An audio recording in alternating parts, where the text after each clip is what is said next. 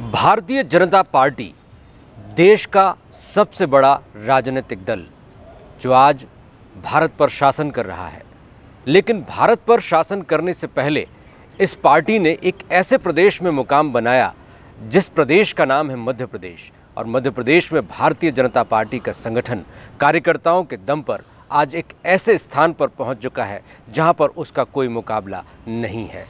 Bharatiya Janata party का मध्य प्रदेश संगठन अनेक कार्यकर्ताओं की मेहनत के दम पर खड़ा हुआ है और इस संगठन की आज कमान संभाल रहे हैं ऐसे लाखों कार्यकर्ता जिन्होंने अपना पूरा जीवन इस संगठन के लिए समर्पित कर दिया। आज हम आपको मिलवा रहे हैं भारतीय जनता पार्टी के एक ऐसे ही कार्यकर्ता से जिस कार्यकर्ता ने अपने पूरे जीवन को भारतीय जनता पार्टी को समर्पित कर दिया। अपनी व्यक्तिगत महत्वाकांक्षाओं के आगे हमेशा उसने पार्टी को रखा। ऐसे ही कार्यकर्ता का नाम है भगवान दास सबनानी। आज हम जिस कार्यालय में बैठकर इंटरव्यू ले रहे हैं वो आज इस कार्यालय के प्रभारी हैं, साथ ही मध्य प्रदेश में भारतीय जनता पार्टी के महामंत्री हैं। तो महामंत्री होने के साथ साथ महामंत्री के रूप में मध्य प्रदेश भारतीय जनता पार्टी कार्यालय का प्रभार भी देख रहे हैं और हर छोटी बड़ी बैठकों में शामिल होते हैं, पार्टी के हर छोटे बड़े निर्णय के भागीदार बनते हैं और पूरी शिद्दत और मेहनत के साथ सुबह से लेकर शाम तक संगठन के प्रति समर्पित हैं। भगवान दास सबनानी जी, टीवी 24 के इस कार्यक्रम में आप हमारे साथ जुड़ रहे हैं, बहुत बहुत स्वागत है। बहुत बहुत धन्यवाद। सबनानी जी, सबसे पहले बात एक कार्यकर्ता की, पार्टी की बात करेंगे, रीति नीति सिद्धांत की बात करेंगे, चुनावी दृष्टिकोण से पार्टी की रणनीति की बात करेंगे, लेकिन ये सारी बातें तब हो सकती हैं जब कार्यकर्ता सशक्त हो, कार्यकर्ता पूरी तरह समर्पित हो और पूरी लगन और शिद्दत के साथ पार्टी के लिए काम कर रहा हो। आपको देखकर ऐसा लगता है कि आपके रूप में कार्यकर्ता पूरी शिद्दत के साथ पार्टी को जिताने में लगा हुआ है। तो आप इतनी शिद्दत के साथ पार्टी की सेवा करते हैं, सब कुछ लगाते हैं, कोई महत्वाकांक्षा रही पार्टी से जुड़ने की या यूं ही जुड़ गए और यात्रा आपकी शुरू हो गई? तो पूरी यात्रा जो शुरू से लेकर अब तक चली उसके बारे में कुछ हमें बताइए। अखिल भारतीय विद्यार्थी परिषद से मेरा छात्र जीवन से शुरुआत हुई। छात्र राजनीति की कैरियर महाविद्यालय भोपाल का अध्यक्ष रहा 1986 में और तत्काल बाद भारतीय जनता युवा मोर्चा के साथ मेरा जुड़ाव आया और तब से लेकर के लगातार विभिन्न दायित्वों का निर्वहन किया। भोपाल में युवा मोर्चे का जिले का महामंत्री रहा, फिर प्रदेश मंत्री रहा, पार्टी का जिले का उपाध्यक्ष रहा, महामंत्री। 2004 में भारतीय जनता पार्टी ने कृपापूर्वक मुझे जब महापौर का उम्मीदवार बनाया तो उस समय मैं चुनाव लड़ा और इसके बाद बीच में कुछ अवरोध आए, लेकिन लगातार मैं इसके बाद भी पार्टी के काम में सतत सक्रिय रूप से काम कर रहा हूँ। और 2020 में 1 सितंबर को मुझे सूचना मिली कि मैं मध्य प्रदेश भारतीय जनता पार्टी का महामंत्री बन गया हूं। निश्चित रूप से एक कार्यकर्ता को चुनने का, एक कार्यकर्ता को समझने का, एक कार्यकर्ता को अवसर देने का काम केवल किसी दल में हो सकता है, तो वो भारतीय जनता पार्टी में एक कार्यकर्ता को इतनी बड़ी जिम्मेदारी सौंपना पूरे भरोसे के साथ। इसके बाद मैं इंदौर संभाग का प्रभारी भी रहा और लगातार काम करना प्रवास के माध्यम से। जब वो जिम्मेदारी संभाग प्रभारी के रूप में मिली तो वो भी, और कार्यालय प्रभारी के नाते से भी, तो ऐसा लगता है कि जो दायित्व मुझे दिया गया है उसका निर्वहन ईमानदारी के साथ कर सकूं, निष्ठा के साथ कर सकूं। यहाँ जो जिम्मेदारी है उसमें कार्यकर्ता से संपर्क है, कार्यकर्ता की कठिनाई को सुनना है। क्योंकि माननीय प्रदेश अध्यक्ष जी के प्रवास के दौरान भी मुझे यहाँ रहना है, माननीय संगठन महामंत्री जी के प्रवास के दौरान भी यहाँ रहना है। यहाँ अनेक कार्यकर्ताओं का लगातार आना होता है। मध्य प्रदेश भारतीय जनता पार्टी का ये जीवंत कार्यालय, वाइब्रेट कार्यालय है। यहाँ पर लगातार कार्यकर्ताओं का आना जाना रहता है, चाहे चुनाव का हो समय हो, चाहे चुनाव के अतिरिक्त भी ये कार्यकर्ता, यहाँ कार्यालय जीवंत रहता है कार्यकर्ताओं के कारण। इसलिए यहाँ पर ये जिम्मेदारी महत्वपूर्ण जिम्मेदारी है, इसको निभाने का प्रयास करता हूँ, आकलन पार्टी करती है। सबनानी जी, आपने जब छात्र राजनीति से राजनीति में कदम रखा, और विद्यार्थी परिषद तो एक ऐसी पाठशाला है जहाँ पर एक अच्छा नागरिक गढ़ा जाता है, लेकिन वो नागरिक राजनीति में आए और राजनीति के माध्यम से जनसेवा करते हुए आगे बढ़े। इसके साथ साथ उसकी अपनी महत्वाकांक्षाएं भी होती हैं। तो आप किसी लक्ष्य को लेकर बढ़े, राजनीति में आने के पीछे कोई मकसद था, किसी की प्रेरणा थी? और ख़ास तौर पे भारतीय जनता पार्टी में तब आप जुड़े जब भारतीय जनता पार्टी मुझे लगता है कि विपक्ष की भूमिका में थी, बहुत बड़ा अस्तित्व नहीं था, कांग्रेस प्रमुख दल हुआ करती थी। देखिए, उस दौर में निश्चित रूप से कांग्रेस का एक बड़ा दबदबा हुआ करता था। मात्र 2 लोकसभा सांसदों वाली पार्टी भारतीय जनता पार्टी थी। संघ से संपर्क है, संघ के स्वयंसेवक के रूप में काम किया, तो निश्चित रूप से एक राष्ट्रवादी राजनीतिक दल से जुड़ना था तो भारतीय जनता पार्टी से जुड़ना था। युवावस्था में काम किया तो युवा मोर्चा के साथ काम किया। उस समय माननीय शिवराज सिंह जी चौहान पहले हमारे प्रदेश के युवा मोर्चे के महामंत्री हुआ करते थे, फिर प्रदेश के अध्यक्ष हुए। उनके सानिध्य में माननीय नरेंद्र सिंह जी तोमर हमारे प्रदेश अध्यक्ष हुए, उनके साथ में प्रदेश मंत्री की भूमिका में रहा। तो ऐसा एक जिस विचार पर हम काम करने वाले हैं, उस विचार से ओतप्रोत अगर कोई राजनीतिक दल है तो निश्चित रूप से वो भारतीय जनता पार्टी है। इसलिए काम करते गए, और जिम्मेदारियां, राजनीतिक दल है तो राजनीतिक दल के कारण बाकी सब भी जो पार्टी ने आवश्यकता अनुसार दिया है दायित्व, उसको निभाना और उसको प्रामाणिकता के साथ निभाना, इस काम में लगातार मेरा प्रयत्न रहता है। उस काम को पूरा कर सकूं, उस काम में क्या बेहतर हो सकता है, 100% अपना दे करके उस काम को पूर्ण करना, ये मेरे स्वभाव में भी है और इसके लिए लगातार पार्टी ने जो भरोसा किया है उसको पूरा करने का प्रयास करता हूँ। देखिए, आज जो कुछ है उसकी भूमिका, जैसा कि आपने कहा कि 1986 में आपने पार्टी ज्वाइन की, उस समय शैशव अवस्था में थी, शिशु अवस्था में ये पार्टी थी, 6 साल 7 साल हुआ था पार्टी को। और उस समय आज जो मुख्यमंत्री हैं, आज जो यहाँ से केंद्रीय मंत्री बनकर गए नरेंद्र सिंह तोमर, और भी बड़े बड़े नेताओं का नाम लिया जाता है, कैलाश जोशी जी हैं, सुंदरलाल पटवा जी हैं, इन सभी को आपने बहुत करीब से देखा। और ख़ास तौर पर उस वक्त कुशाभाऊ ठाकरे का नेतृत्व भी आपको देखने को मिला होगा। तो वो वक्त और आज का वक्त, उस वक्त किस तरह से संगठन गढ़ा गया, संसाधन भी नहीं थे, आज तो पार्टी का आकार इतना बड़ा हो गया, तो उस समय कैसे पार्टी आगे बढ़ी? और आप एक कार्यकर्ता के नाते, तो चूँकि आप भोपाल में थे, तो आपने क्या देखा? देखिए, मेरा सौभाग्य है कि मैंने माननीय कुशाभाऊ ठाकरे जी के निर्देशन में भी काम किया, प्यारेलाल जी खंडेलवाल के सानिध्य में भी काम किया, नारायण प्रसाद जी गुप्ता जो हमारे संगठन और युवा मोर्चे के प्रदेश के प्रभारी के नाते भी वो काम देखते थे, तब काम किया। तो काम करने का अनुभव ऐसे तपस्वी व्यक्तित्व के साथ रहा। कुशाभाऊ ठाकरे तो अपने आप में एक संस्था थे।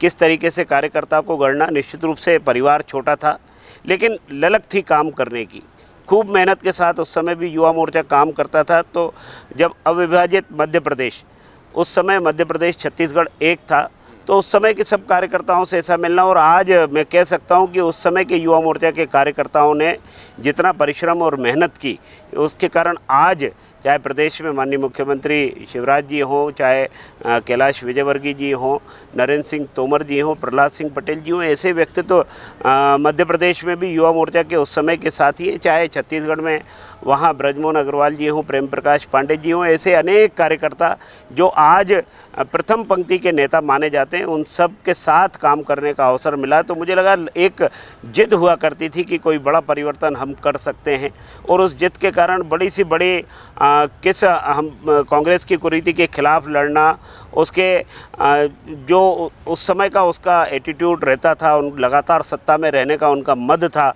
और उसके कारण उस मद को तोड़ते हुए काम करना। और युवा मोर्चा के चंद कार्यकर्ता, कोई ऐसा लगता नहीं था कि इतनी जल्दी कभी हम सरकार में आएंगे।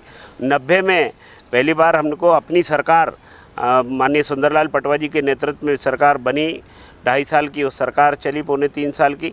इसके बाद उस सरकार के जाने के बाद फिर 10 साल का जो हमने कुशासन देखा, दिग्विजय सिंह जी मुख्यमंत्री बने, और मुख्यमंत्री के दौरान हमको, और जब हम विपक्ष में थे उस समय कैसे जनता के मुद्दों के साथ लड़ी जा सकती है। अनेकों मुकदमे उस 86 से 90 के बीच, फिर 93 से 2003 के बीच में बड़े संघर्ष के साथ, उस समय के कार्यकर्ता बहुत संघर्षशील थे।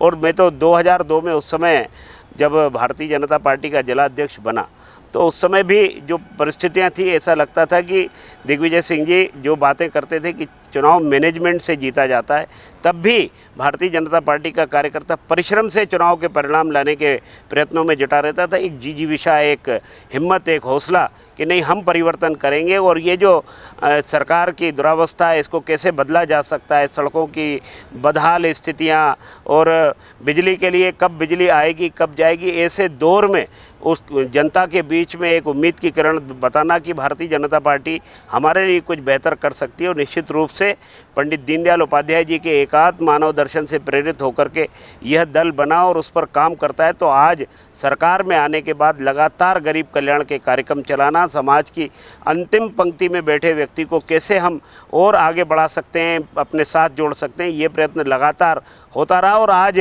केंद्र की सरकार, माननीय नरेंद्र मोदी जी की सरकार हो, चाहे मध्य प्रदेश की माननीय शिवराज जी की सरकार, लगातार पंडित दीनदयाल उपाध्याय जी के उस एकात्म मानव से प्रेरित होकर के अंत्योदय के उस कार्यक्रम को लागू करने में आगे बढ़ रही है और लगातार काम कर रही है। क्या हमको काम करना चाहिए जो जनता के दिलों में हम अपना स्थान बना सकें, जनता का विश्वास हम अर्जित कर सकते हैं। इसके लिए आज सरकार में रहने के बाद भी वो नीतियां बनाना जिससे गरीब कल्याण के कार्यक्रम और प्रभावी हों, उनकी मदद हो सके और लगातार हम जनता की सेवा कर सकें। जी, सबनानी जी, जब आप भोपाल के जिलाध्यक्ष थे, मेरी पत्रकारिता की शुरुआत भी हो रही थी और मैं देख रहा था कि एक विपक्ष के दल भारतीय जनता पार्टी के जिलाध्यक्ष होने के नाते और भोपाल का जिलाध्यक्ष होने के नाते आप पर सबकी निगाहें थी। तत्कालीन नेता उमा भारती के आप काफ़ी करीबी माने जाते थे और उमा भारती उस समय फेस हुआ करती थी और एक बड़ी लड़ाई यहाँ पर लड़ने की तैयारियाँ हमने देखा कि किस तरह से प्रमोद महाजन और अरुण जेटली जैसे नेता उस वक्त लगातार प्रवास किया करते थे और एक परिवर्तन की शुरुआत करने के लिए भारतीय जनता पार्टी का भोपाल का कार्यकर्ता आदर्शवादी होना, लगनशील होना बहुत महत्वपूर्ण था। और उस विपक्ष के कार्यकाल में हमने देखा कि आपने सैकड़ों कार्यकर्ताओं को जब ज़रूरत हुई इकट्ठा किया, उनके साथ आपने पार्टी को साथ दिया, संबल दिया और उनके नेतृत्व में आपने आंदोलन भी किए। तो वो दौर और आज का दौर, सत्ता में आने के बाद तो सब चीज़ें सहज हो जाती हैं, लेकिन उस वक्त कार्यकर्ताओं को एकजुट रखना, कार्यकर्ताओं से संवाद संपर्क रखना, उनको सत्ता के खिलाफ संघर्ष करने के लिए प्रेरित करना और बिना किसी लोभ लालच के अपने साथ जोड़े रखना कितना कठिन था? देखिए, वो दौर ऐसा था कि ऐसे तो लगता नहीं था कि सरकार इस दौर में, हम 85 से 90 के, उस 86 से 90 के बीच के दौर की, अर्जुन सिंह, मोतीलाल वोरा जी जब मुख्यमंत्री थे, सरकार आएगी भी, ऐसा एकदम से ऐसा लगता भी नहीं था। लेकिन संघर्ष की राह पकड़ी, जनता के मुद्दों पर लड़ाई लड़े, अनेक मुकदमे जो बरसों तक हमारे ऊपर चलते रहे, सभी उस समय के युवा मोर्चा के कार्यकर्ता। और जब बाद में जब 2003 से 1993 से 2003 के बीच में भी उस संघर्ष को भी बहुत पेने तरीके से जनता के मुद्दों को उठाना, लगातार उठाना, बिना हमको क्या नुकसान हो सकता है, निजी तौर पर कितना हमको मुकदमों से गुजरना पड़ेगा, इसकी चिंता किए बगैर जनता के मुद्दों पर लड़ाई लड़ना और लगातार लड़ाई लड़ना, इसके लिए कार्यकर्ता को प्रेरित करना, लगातार बैठकों के माध्यम से कार्यकर्ता को उसको जगाए रखना कि हम जीतेंगे, हम आएंगे, हम लौटेंगे। और वास्तव में 2003 के उस दौर के, मुझे मालूम है 2002 से 2003 के बीच का वो दौर, जब ऐसा लगता था कि मदमस्त हो गई थी उस समय कांग्रेस की सरकार दिग्विजय सिंह जी की, उस समय की लड़ाई को उस तरीके से लड़ना और जनता के बीच में ये भरोसा कायम करना कि नहीं, हम आएंगे और आपके कामों को हम करेंगे, ये भरोसा दिलाना भी युवा मोर्चा कार्यकर्ता को भी, अच्छे दिन आएंगे, हम बेहतर तरीके से कर सकते हैं। तो हमने उस समय आंदोलन भी किए, प्रदर्शन भी किए और वो सुखद दिन भी आया जब हमने मध्य प्रदेश में भारतीय जनता पार्टी की सरकार बनी बहन उमा भारती जी के नेतृत्व में। और इसके बाद लगातार फिर सरकार, उस समय की विपक्ष की भूमिका आंदोलन के रूप में थी, उसमें हम कैसे लड़ाई लड़ सकते हैं, लड़ना था, इस कुशासन के खिलाफ लड़ाई लड़नी थी। सरकार आने के बाद हमारी भूमिका बदली है। अब हम कैसे जनता के बीच में जाकर के हमने जो काम किए, जो गरीब कल्याण के कार्यक्रम में, उनके बीच में बात करना, उनको बताना कि कितनी संवेदनशील मध्य प्रदेश की सरकार है जो आपके लिए काम करती है, भारतीय जनता पार्टी की सरकार काम करती है। इन मुद्दों को लेकर के एक विपक्ष की भूमिका और आज एक काम करने के लिए, उस समय तो ये जो आज मोबाइल और वर्चुअल जो बैठकें होती है ये भी नहीं था। अब इस दौर में भी हम जब काम कर रहे हैं तो लगातार कार्यकर्ता से कनेक्टिविटी बना के रखना, ये भारतीय जनता पार्टी है जो केवल ऊपर ऊपर नहीं तो उसका कार्यकर्ता नीचे बूथ स्तर तक। और अब हमने जब कुशाभाऊ ठाकरे जी के जन्म शताब्दी पर पिछले वर्ष कार्यक्रम किया तो उसमें उनको क्या प्रिय है, कुशाभाऊ ठाकरे जी पूरा जीवन संगठन गढ़ने का काम करते रहे, तो हमने यहाँ बूथ विस्तार अभियान चला करके मध्य प्रदेश में कैसे हम अधिक से अधिक कार्यकर्ताओं को जोड़ सकते हैं, यह प्रयत्न हमने किया। तो उसके लिए हम बूथ स्तर पर हमने कमेटी बनाई, वहाँ बूथ अध्यक्ष बनाया, बीएलए बनाया और बूथ महामंत्री बना करके हमने वहाँ 3 साथी खड़े किए। अब उसके आगे बढ़ करके जब बूथ सशक्तिकरण का अभियान चला इस वर्ष में, तो हमने उसमें और गति देते हुए अब पन्ने का प्रभारी और पन्ना समिति बना करके हमने लोगों को जोड़ने का काम किया। कार्यकर्ता हमारा महत्वपूर्ण, जो कार्यकर्ता आधारित दल भारतीय जनता पार्टी है, ये केवल ऊपर से आकर के कोई टपकेगा और वो नेतृत्व करेगा ऐसे नहीं, नीचे से ही कार्यकर्ता ऊपर जाता है। तो निश्चित रूप से कार्यकर्ता ही इस पार्टी को चला रहा है और कार्यकर्ता के कारण ही लगातार ऊंचाइयों पर जाने वाली पार्टी है। आज मध्य प्रदेश में बूथ सशक्तिकरण के माध्यम से 40 लाख से ज़्यादा प्रमाणिक कार्यकर्ता जो हमने बूथ के हमने प्रभारी बनाए, पन्ने के प्रभारी बनाए, पन्ना समितियों का गठन किया और ये लगातार हमारा चल रहा है कि मध्य प्रदेश में 64,100 बूथ हैं, तो प्रत्येक बूथ पर हम 20-20 लोगों की टोली खड़ी कर सकें, 30-30 लोगों की टोली खड़ी कर सकें, ये प्रयत्न हो रहा है। और इसके जब हम काम करने जाते हैं तो कहाँ हमको पिछले चुनाव में कहीं कमजोरियां रह गई थी, उन कमजोरियों को कैसे दूर कर सकते हैं, क्या कारण थे जिसके कारण हम वो हासिल नहीं कर पाए जो बाकी सब जगह हुआ, ऐसे बूथों को भी चिन्हित करना, उसके लिए अपनी कार्य योजना बनाना, ये अगर कहीं हो सकता है तो केवल और केवल भारतीय जनता पार्टी में हो सकता है। क्योंकि कार्यकर्ता आधार जो कार्यक्रम से नहीं, कार्यकर्ता आधारित अगर दल है तो कैसे हम ज़्यादा से ज़्यादा कार्यकर्ताओं को जोड़ करके ये काम कर सकते हैं। तो भारतीय जनता पार्टी इस अभियान में जुटी, निश्चित रूप से इससे हमको लगातार सफलता मिलती है। हम बहुत छोटी सूचना पर प्रदेश की बड़ी से बड़ी बैठक कर सकते हैं, बड़े से बड़ा आयोजन कर सकते हैं, तो कार्यकर्ता के कारण ही ये सब संभव हो पाया है। जी, एक बात आपने कही, कार्यकर्ता को चार्ज करने के लिए एक मकसद की आवश्यकता होती है। 2003 की हम बात करें तो एक बहुत बड़ा मकसद था, सत्ता से संग्राम था, परिवर्तन की एक प्रबल उत्कंठा थी। आज 20 साल बाद फिर आप चुनाव मैदान में जा रहे हैं, लेकिन कार्यकर्ता के पास वो मकसद दिखाई नहीं देता जो उन्हें उद्वेलित करे लड़ने के लिए, संघर्ष करने के लिए, निकलने के लिए। नहीं, एक बड़े लक्ष्य के लिए भारतीय जनता पार्टी में कार्यकर्ता काम करता है। राजनीतिक क्षेत्र में है तो राजनीतिक क्षेत्र की कुछ कमियां रहती होंगी, लेकिन हम सत्ता हमारे लिए साधन है, साध्य नहीं है। तो अगर उस साध्य को हासिल करना है, वास्तव में आज वैश्विक स्थान पर अगर नरेंद्र मोदी जी को आज दुनिया का सबसे सर्वश्रेष्ठ नेता माना जाता है तो भारतीय जनता पार्टी के कार्यकर्ता के रूप में उन्होंने सफर तय किया। हमारे राष्ट्रीय नेतृत्व चाहे कोई भी हो, सबने ये कहा है कि हम पहले कार्यकर्ता हैं, और कार्यकर्ता हैं तो किस लक्ष्य के लिए काम कर रहे हैं।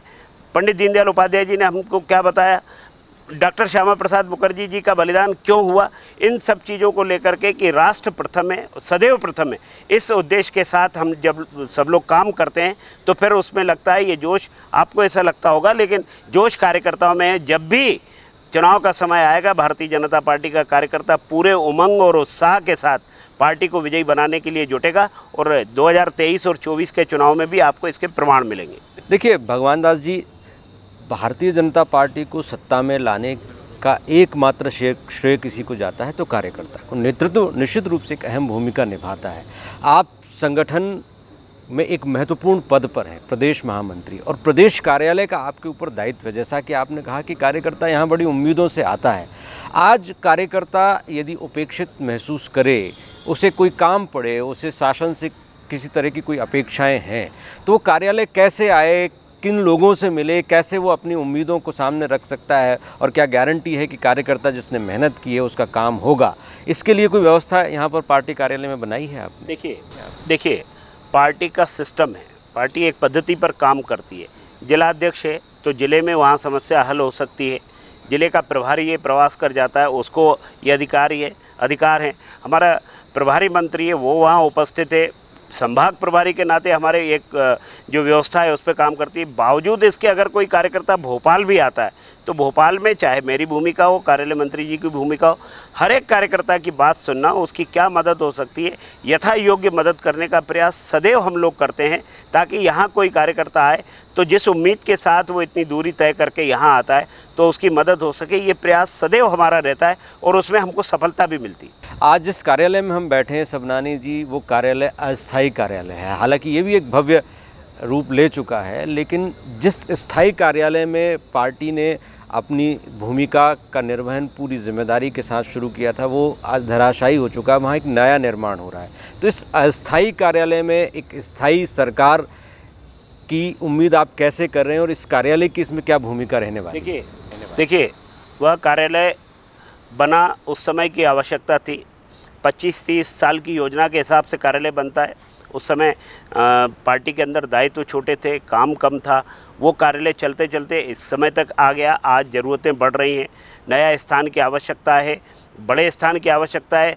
तो उसी स्थान को वापस बढ़ा करके आज के लिए और आज से आगे के 30-40 साल की योजना के लिए हम उस कार्यालय पर काम कर रहे हैं। रही बात इस कार्यालय पर, तो यहाँ आने का निर्णय भी हमको, चूँकि स्थान नज़दीक है और स्थान की उपलब्धता हमको हो सकी, तो इसके कारण यहाँ हमारा अस्थायी कार्यालय बना है।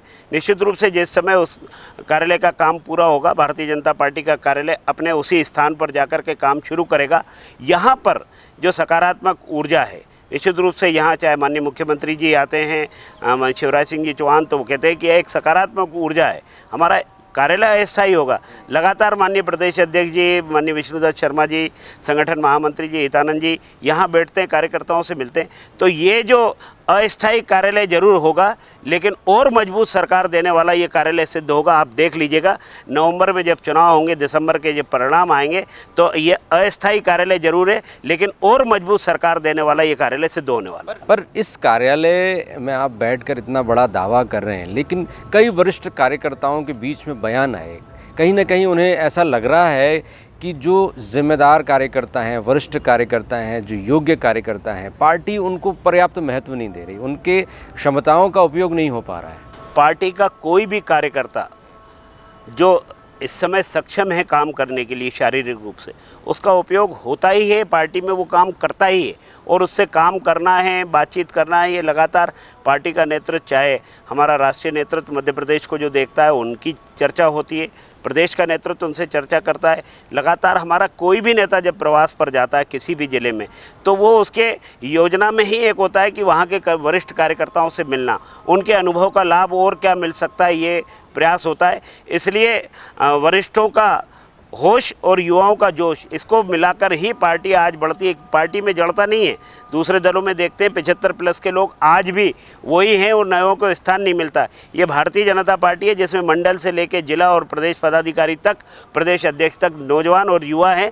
उमंग और ऊर्जा से भरे हुआ नेतृत्व मध्य प्रदेश का है। तो इसलिए ये भारतीय जनता पार्टी का लगातार बढ़ता है। और इसमें जो बीच बीच में जो परिवर्तन होते हैं, हमारे विधान के मुताबिक, संविधान के मुताबिक भी जो परिवर्तन होते हैं, परिवर्तन सुखद होते हैं। और निश्चित रूप से इसके कारण ही तो आप 80 से मानते हैं, मैं तो 1951 से जनसंघ की यात्रा से प्रारंभ करता हूं। 80 के बाद तो हमने इस स्वरूप में अपना काम आरंभ किया, तो लगातार हम आगे ही बढ़ते गए हैं, हमने कभी पीछे मुड़कर नहीं देखा। तो उसका कारण कोई है तो निश्चित रूप से वही कार्यकर्ता है जिसको पार्टी ने कहा है कि देव दुर्लभ कार्यकर्ता है। ये भारतीय जनता पार्टी में ही संभव है। उसकी राजी नाराजी कभी किसी व्यक्ति से हो सकती है, लेकिन उसको भी दूर करके उसको काम में लगाना, वो काम में लगे रहे, उसके ऊर्जा का उपयोग हो, उसके अनुभव का उपयोग हो, उसका लाभ पार्टी को मिल सके, ये प्रयास सदैव बना रहता है। नहीं तो ये एक बात है कि यहाँ पर जो भी कार्यकर्ता कुछ अचीव कर लेता है, जिला स्तर पर एक भूमिका के निर्वहन में सफलता हासिल करता, उसके मन में एक महत्वाकांक्षा जागती है कि मैं भी चुनाव लड़ूं। और एक नहीं, जब आपकी पार्टी में कार्यकर्ताओं की संख्या बढ़ती है, वरिष्ठों की संख्या बढ़ती, सबके मन में ये लालसा होती है। और यहाँ कार्यालय में हम देखते हैं, हम लोग लगातार कवरेज करने आते हैं, तो ज़्यादातर कार्यकर्ता टिकट की अभिलाषा से अभी से आने लगे हैं। तो ये लोग कैसे आश्वस्त हों कि यदि योग्य हैं तो इनको टिकट मिलेगा? क्या व्यवस्था बनाई पार्टी ने? मध्य प्रदेश में अगर विधानसभा की अभी बात करें तो कुल 230 ही विधानसभा हैं। कार्यकर्ता तो हज़ारों लाखों हैं। जो प्रमाणिक है, जो सदस्यता है, और ऐसे 1 करोड़ के आसपास हमारी मध्य प्रदेश की सदस्यता और हमारे सक्रिय कार्यकर्ताओं की संख्या लाखों में है। तो निश्चित रूप से हमारा जो संगठन है, संगठन मजबूत है। और कार्यकर्ता जब काम करता है हर स्तर पर, अपने स्तर पर, अभी नगर पालिका के चुनाव हुए, नगर परिषद के चुनाव हुए, जिला पंचायत जनपद के चुनाव हुए, सरपंच पंच के चुनाव हुए, सब कार्यकर्ता अपने स्तर पर वो प्रयास करता है। ये पार्टी के लिए ये सुखद है कि एक एक विधानसभा पर 1 से अधिक योग्य कार्यकर्ता हैं, 1 से बढ़कर 1 कार्यकर्ता हैं। तो इन कार्यकर्ताओं में से चुनना किसी एक को है। तो पार्टी ये सारा विचार करके कि कौन चुनाव जीत सकता है, किसके जो सर्व स्वीकार्य हुए, ऐसा कार्यकर्ता जो सबको लेके चल सकता है, इसी में से, और ऐसे 1 से अधिक कार्यकर्ता होते हैं, उनमें से किसी एक को चुनना होता है। तो निश्चित रूप से पार्टी के लिए भी दुविधा तो होती है, लेकिन चुनना तो आखिर एक को ही पड़ेगा। 1 से अधिक एक विधानसभा में लड़ नहीं सकता। मध्य प्रदेश में 230 ही लड़ सकते हैं, 31 नहीं लड़ सकते।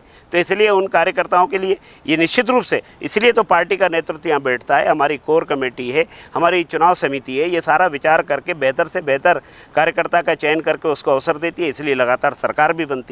तो इसके लिए क्या आधार है? अभी से कोई सर्वे की प्रक्रिया चला रहे हैं आप, इसके लिए कार्यकर्ता कैसे आश्वस्त हो कि सही व्यक्ति को टिकट मिलेगा, उसको चक्कर काटने की ज़रूरत नहीं है, नेताओं के सिफारिश की ज़रूरत नहीं है, यदि वो योग्य है तो उसे टिकट मिलेगा? या वहाँ का स्थानीय कार्यकर्ता आश्वस्त हो जाए कि हमारे यहाँ का सबसे बेस्ट कार्यकर्ता पार्टी का प्रत्याशी बनेगा, और जो यदि योग्य नहीं है वो दरकिनार कर दिया जाएगा, किसी तरह की सिफारिश जोड़ तोड़ नहीं चलेगी?